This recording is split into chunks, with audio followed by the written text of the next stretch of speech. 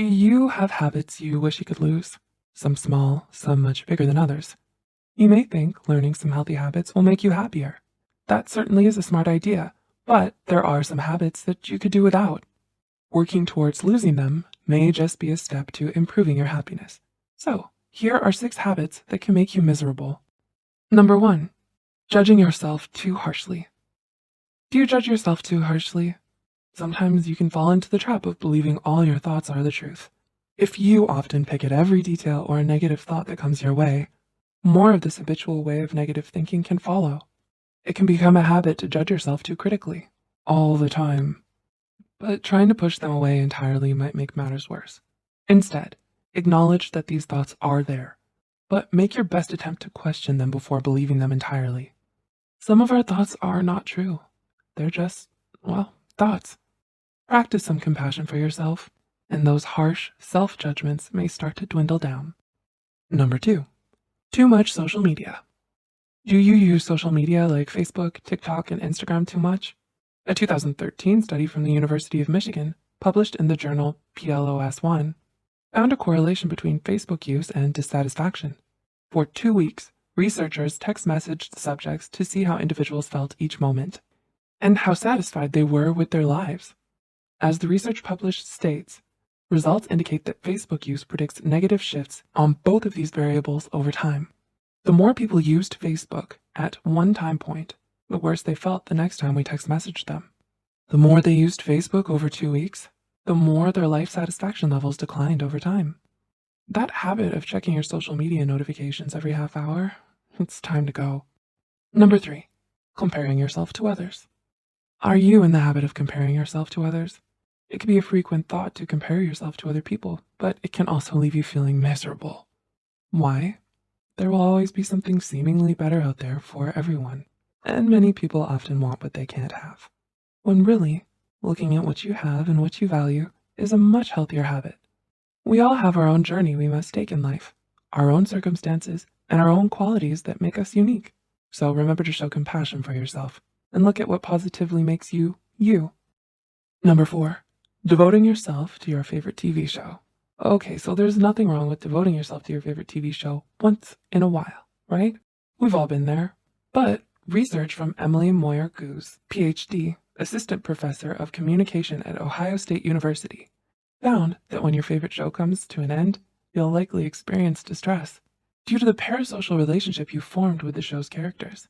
The research, published in Mass Communication and Society, surveyed 403 college students during the notorious 2007-2008 Writers Guild of America strike.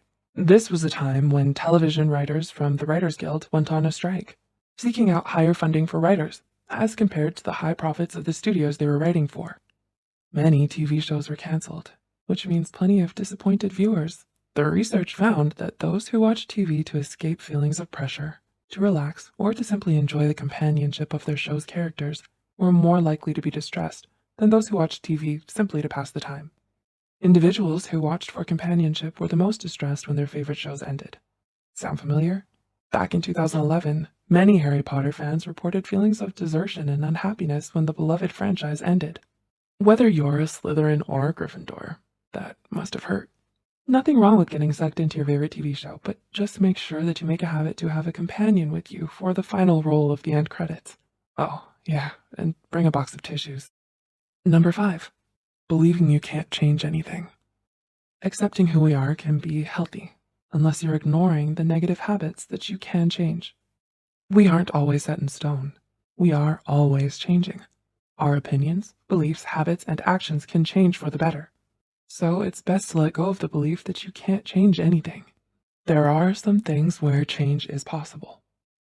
Researchers suggest that seemingly permanent parts of your personality can indeed be changed. In their 2017 review article, published in the journal Psychological Bulletin, researchers reviewed 207 studies that had tracked changes in measures of personality traits during interventions, including true experiments and pre-post change designs. They found therapy could cause change in an individual's personality in as quick as 4 to 8 weeks. As the review states, emotional stability was the primary trait domain showing changes as a result of therapy, followed by extroversion. So, when you think all hope is lost, or if you've been discouraged with some of your behaviors. Know that positive change can happen. It is possible to change for the better. And number 6, often arguing with your siblings. Do you often quarrel with your siblings? A 2007 study in the American Journal of Psychiatry found that males are at higher risk for depression if they have a poor relationship with their siblings. So, which topics seem to cause the most problems? In 2012, researchers at the University of Missouri found that teenagers may be at higher risk of going through depressive symptoms, anxiety, and low self-esteem if their frequent arguments with their siblings fall into 2 categories. Those categories were violations of personal domain or conflicts over fairness and equality. MU Assistant Professor of Psychology Science Nicole Campombar found that conflicts over issues of equality and fairness are correlated to greater depression 1 year later, according to her research results. So, is it fair to argue with your brother or sister about who gets the last cookie? It's up for argument. But it's best not to fight about it now.